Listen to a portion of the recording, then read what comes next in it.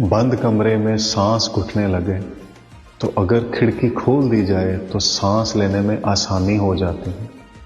आज का जिक्र भी दिल की खिड़की को खोलता है। आज का जिक्र असल में एक दुआ है। अल्लाहुम्मा शरह ली सदरी, ऐ मेरे अल्लाह मेरे सीने को खोल दे।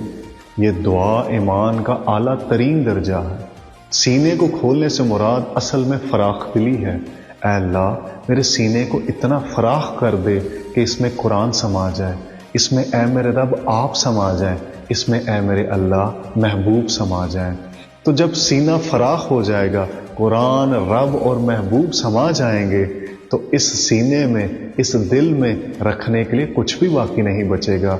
तो फिर हज़रत अबू बकर सिद्दीक़ रज़ियल्लाहु ताला अन्हा का वाक़या याद आता है कि जब घर का सारा कुछ ला के आका करीम की खिदमत अक़दस में पेश कर दिया और आपने पूछा कि सिद्दीक़ घर वालों के लिए क्या छोड़ के आए हो, तो उन्होंने कहा था कि मेरे लिए अल्लाह और उसका रसूल ही काफ़ी है। तो ये दुआ आज इस नीयत के साथ पढ़ें कि ऐ अल्लाह हम इस दुआ को इसलिए पढ़ रहे हैं कि हमारे सीने को इतना फराख कर दे जिसमें कुरान, आप और महबूब समा जाए। अल्लाहुम्मा शरह ली सदरी, अल्लाहुम्मा शरह ली सदरी, अल्लाहुम्मा शरह ली सदरी, रब्बी शरह ली सदरी। आप इसको इस तरह से भी पढ़ सकते हैं।